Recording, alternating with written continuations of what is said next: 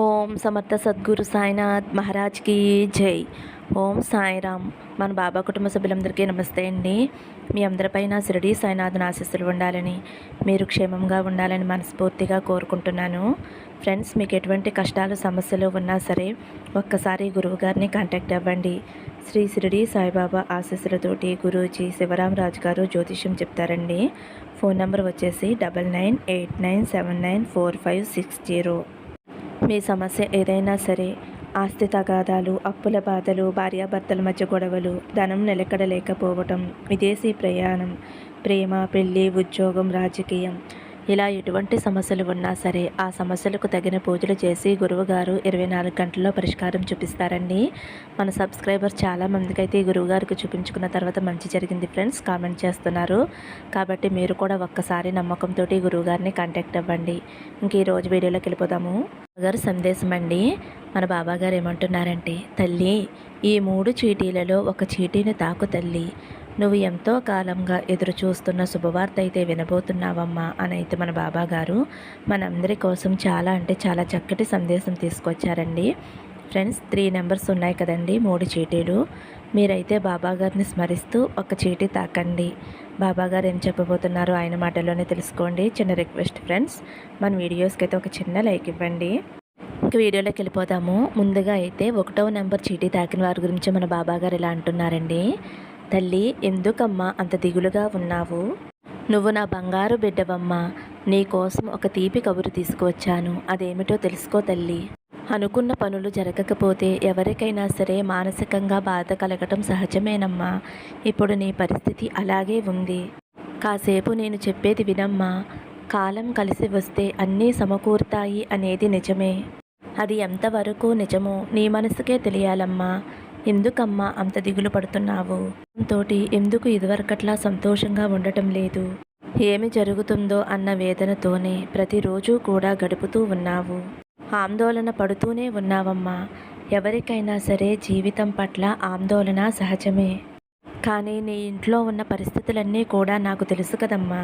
ఇప్పటి వరకు కూడా ఏదో ఒక మార్గం లేకుండా ఉంటుందా అని ఎదురు చూశావు. ఖచ్చితంగా అటువంటి మంచి మార్గాన్ని నేను ఏర్పాటు చేస్తానమ్మా. నా కుటుంబాన్ని ఎటువంటి లోటు లేకుండా నా బాబా తండ్రి చూసుకుంటాడు అనే నమ్మకంతో ఉన్నావు కదమ్మా. కానీ ఈ మధ్య జరిగిన కొన్ని సంఘటనల వలన నీలో ఉన్న విశ్వాసం సన్నగిల్లిపోయింది. దానికి తోడు ఈ ఆలోచనల వల్ల నీ ఆరోగ్యం దెబ్బతిని చాలా ఇబ్బంది పెడుతూ ఉంది. సరేనమ్మా, నీకొక తీపి కబురు చెబుతాను విను. కష్టాలన్నీ కూడా చివరి దశకి చేరినప్పుడు మరింతగా బాధ పెడుతూ ఉంటాయి. రోజులు భరించి భరించి అవి తొలగిపోయే సమయంలో నువ్వు ఇలా నిరుత్సాహంగా ఉండవద్దమ్మా. కష్టాలు మరింతగా నిన్ను ఇబ్బంది పెడుతున్నాయి అంటే అవి అతి త్వరలోనే నీ నుంచి వెళ్ళిపోతున్నాయి అని సూచన తల్లి.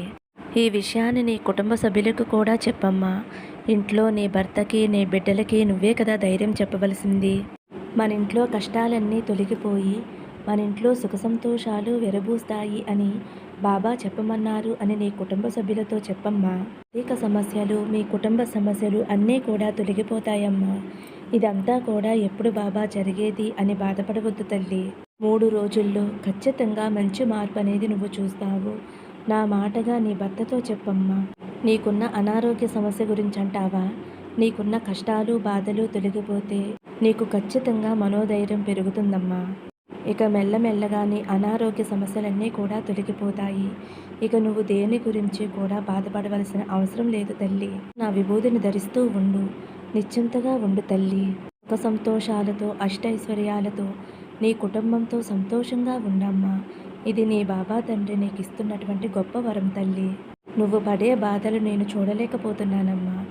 ఏ తల్లైనా సరే తన బిడ్డలు బాధపడుతూ ఉంటే చూస్తూ ఊరుకుంటుందా? నేను కూడా అంతేనమ్మా. దేనికైనా సరే మంచి సమయం రావాలి కదా. అటువంటి మంచి సమయం నీ జీవితంలో ఇప్పుడు వచ్చింది తల్లి. నీ పరిస్థితులన్నీ కూడా నేను చక్కబెడతాను. నువ్వు కోరుకునే విధంగా అన్నీ జరుగుతాయి. ఇక నుంచి నువ్వు ఎలాంటి ఆందోళన పడవద్దమ్మా. ఇప్పటి వరకు నువ్వు ఎంతో ఓర్పుగా ఉన్నావు. ఎవరికైనా ఉండవలసిన మొదటి లక్షణం ఓర్పు తల్లి. నీ జీవితం ఎలా ఉండాలి అని కోరుకుంటున్నావో, నీ కుటుంబంతో కలిసి ఎలా ఉండాలి అని కోరుకుంటున్నావో అవన్నీ కూడా నెరవేరబోతున్నాయి తల్లి. ఇటువంటి సంతోషం కోసమే కదమ్మా ఎన్ని రోజులు ఎదురు చూశావు. అంత ఓర్పుతో ఉన్నా కానీ నన్ను కొంచెం అపార్థం చేసుకున్నావమ్మా. నేనంటూ ఉన్నానని నీకు గుర్తుందా బాబా? జీవితంలో సంతోషమనేదే రాదా బాబా అని ఎంతగానో బాధపడుతున్నావమ్మా. నీ బాధలో ఒక అర్థం ఉంది తల్లి. ఇన్ని సంవత్సరాల్లో ఎక్కడా కూడా ఒకరోజు నువ్వు సంతోషంగా ఉన్నది లేదు. అన్నిటా కూడా సర్దుకుపోవటమే జరిగింది.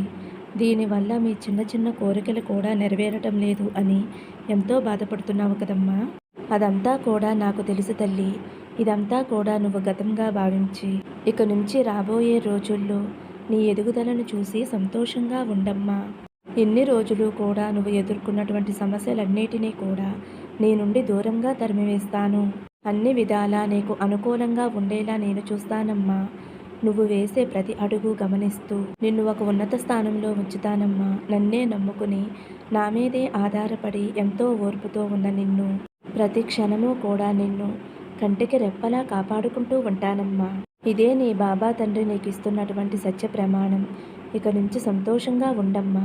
ఇన్ని రోజులకి నీ శ్రమకు తగిన ఫలితం రాబోతుంది. కాబట్టి నీ కుటుంబంతో కలిసి సంతోషంగా ఉండమ్మా. ఈ కుటుంబానికి నా ఆశీస్సులు ఎప్పుడూ ఉంటాయి అని అయితే మన బాబా గారు 1వ నెంబర్ చీటీ తాకిన వారి గురించి ఎలా చెప్తున్నారండి. ఇప్పుడు 2వ నెంబరు. 2వ నెంబర్ చీటీ తాకిన నా బిడ్డ ఎవరైతే ఉన్నారో, తల్లి నీ కోసం ఈరోజు ఒక మంచి శుభవార్త తీసుకువచ్చానమ్మా. నేను చెప్పేది జాగ్రత్తగా విను తల్లి. నువ్వు జీవించే జీవితానికి ఒక అర్థం ఉండాలి కదా. అందరూ కూడా నీ గురించి గొప్పగా చెప్పుకోవాలి. నిన్ను వదిలి వెళ్ళిన వారు మళ్ళీ నీ దగ్గరికి రావాలి కదమ్మా. అవన్నీ కూడా త్వరలోనే జరుగుతాయి. ఒకరోజు హఠాత్తుగా నువ్వు అనుకోని విధంగా మంచి శుభవార్త వింటావమ్మా. నీ తలుపు తట్టి మరీ చెప్పిస్తాను. బిడ్డ, ఎన్నోసార్లు నిన్ను కొందరు అవమానించాలని చూశారు, కిందకు తొక్కాలని చూశారు. కానీ అదేమీ జరగలేదమ్మా. ఎందుకంటే నువ్వు చేసిన పుణ్యఫలం వలన, నువ్వు చేసిన మంచి పనుల వలన నిన్ను అన్ని ఇబ్బందుల నుంచి కూడా కాపాడింది తల్లి. నువ్వు చేసిన మంచి పనులే నిన్ను కాపాడాయి. నేను నీతో ఉన్నాను అని అందరికీ తెలుసు కూడా నీకు కీడు తలపెట్టాలి అని చూశారు. అది వారికి కుదరలేదు. ఎందుకంటే నీ సాయి తండ్రి నీకు కవచములా ఉన్నారు కాబట్టి. నేను ఉండగా ఎవరైనా నిన్ను తాకగలరా తల్లి? నా బిడ్డని ఎవరినైనా సరే నేను తాకనిస్తానా? అసలు ఇవన్నీ కూడా ఎవరు చేస్తారు అనే అనుమానంతో ఉన్నావు కదమ్మా. నీ చుట్టూ మంచివారితో పాటు మిగతా వాళ్ళకి కూడా చోటిచ్చావమ్మా. మంచివారు ఎవరో, చెడు చేసేవారెవరో తెలుసుకోలేకపోతున్నావమ్మా.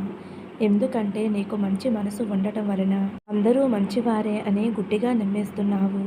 ఎవరు ఏ మాట చెప్పినా సరే నమ్ముతున్నావు. చాలా అమాయకత్వమైన మనసు తల్లి నీది. అందుకే ఎవరు చెడ్డవారో ఎవరు మంచివారో ముందు తెలుసుకో అమ్మా. అప్పుడు నీకు అంతా కూడా మంచి జరుగుతుంది అని నువ్వు ధైర్యంగా ఉండు తల్లి. ఫ్రెండ్స్, 2వ చీటీ తాకిన వారి గురించి అయితే మన బాబా గారు ఈ విధంగా చెప్పారండి. ఇప్పుడు 3వ చీటీ అండి. నువ్వు ఒక వ్యక్తిని అయితే ఎంతగానో ఇష్టపడ్డావు కదమ్మా.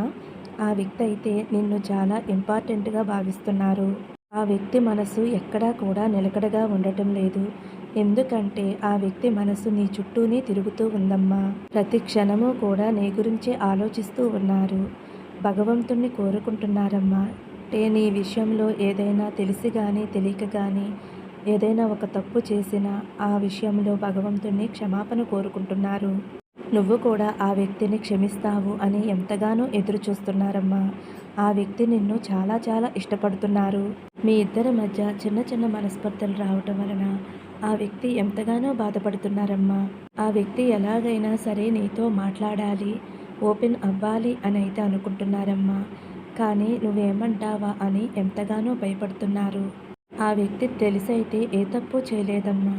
తెలియకుండా అయితే తప్పు జరిగింది అని బాధపడుతున్నారు. నీవు కూడా ఆ కారణం వలనే బాధపడుతున్నావు. ఆ వ్యక్తికి అర్థమవుతుంది తను ఏం చేశాడు అన్నది. పొరపాటు జరిగింది, క్షమించమని ఆ వ్యక్తి అయితే భగవంతుణ్ణి కోరుకుంటున్నారమ్మా. ఆ వ్యక్తి నిజంగా నిన్ను చాలా చాలా ప్రేమిస్తున్నారమ్మా. అదే ప్రేమని నీ నుండి ఆ వ్యక్తి కోరుకుంటున్నారు. గతంలో మీ మధ్యన ఏదో జరిగి ఉండవచ్చు.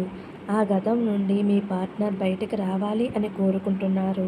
మీ ఇద్దరి మనసుల్లో కూడా ఒకరి మీద ఒకరికి చాలా ప్రేమ ఉంది. కానీ ఆ వ్యక్తిలో చిన్న లోపం ఉందమ్మా. అదేమిటి అంటే కోపం. ఆ వ్యక్తికి చాలా తొందరగా కోపం వచ్చేస్తుంది. కానీ మనసు మాత్రం చాలా మంచిదమ్మా. ఆ వ్యక్తి అయితే పాత గొడవలన్నీ మర్చిపోయి నీతో కలిసి సంతోషంగా ఉండాలి అని కోరుకుంటున్నారు. ఆ వ్యక్తి నుండి నువ్వు ఏ ప్రేమనైతే కోరుకున్నావో ఆ ప్రేమని ఇంతకుముందు ఇవ్వలేకపోయానే అని ఆ వ్యక్తి చాలా బాధపడుతున్నారు. ఇప్పుడైతే అదే ప్రేమను నీకు ఇవ్వాలి అని అనుకుంటున్నారమ్మా. ఆ వ్యక్తి నీ అందాన్ని కూడా ప్రేమిస్తున్నారమ్మా. ఎప్పుడు వివాహం అని మనసులో అనిపించినా సరే ఆ వ్యక్తికి నీ మొహమే గుర్తొస్తుంది. నిన్ను వివాహం చేసుకోవాలి అని అనుకుంటున్నారు. ఒక మంచి కుటుంబాన్ని ఏర్పాటు చేసుకోవాలి అని అనుకుంటున్నారు. ఎప్పుడూ కూడా ఒక అందమైన కుటుంబంగా ఉండాలి అని కోరుకుంటున్నారమ్మా. ఆ వ్యక్తి నీ దగ్గరికి రావడానికి చాలా ట్రై చేస్తున్నారమ్మా. ఇగో వల్ల, కోపం వల్ల నిన్ను కొంచెం నిర్లక్ష్యం చేయటం వలన నీ దగ్గరికి రావడానికి కొంచెం భయపడుతున్నారు తల్లి. ఇప్పుడైతే ఆ వ్యక్తి తన కోపాన్ని కంట్రోల్ చేసుకోవడానికి ప్రయత్నిస్తున్నారు తల్లి. నువ్వెలా కోరుకుంటున్నావో ఆ వ్యక్తి కూడా భగవంతుడా నా ప్రాబ్లమ్స్ అన్నీ కూడా త్వరగా క్లియర్ చేయి అని కోరుకుంటున్నారమ్మా. తన మనసు నిలకడగా లేక నీకు దూరం అవటంతో తను చాలా నలిగిపోతున్నారమ్మా. భారమంతా కూడా భగవంతుడి మీదే వేశాడు. తను కోరుకునే ప్రార్థనలన్నీ కూడా నెరవేరుతాయమ్మా. ఎందుకంటే నువ్వు నా బిడ్డవు కాబట్టి. నువ్వు ఇష్టపడేవారు కూడా నా బిడ్డేనమ్మా. కాబట్టి ఇద్దరికీ కూడా సంతోషం కలిగేలా నేను చేస్తాను తల్లి. మీ ఇద్దరూ కలుసుకుని సంతోషంగా జీవితాంతం ఉంటారు తల్లి అని అయితే మన బాబాగారు 3వ నెంబర్ తాకిన వారి గురించి ఇలా చెప్తున్నారండి. ఫ్రెండ్స్, మరి మన బాబాగారు సందేశం నచ్చితే ఒక చిన్న లైక్ ఇవ్వండి. సర్వే జనా సుఖినో భవంతు. సమస్తం సద్గురు సాయినాథార్పణమస్తు. శుభం భవతు. జై సాయిరామ్.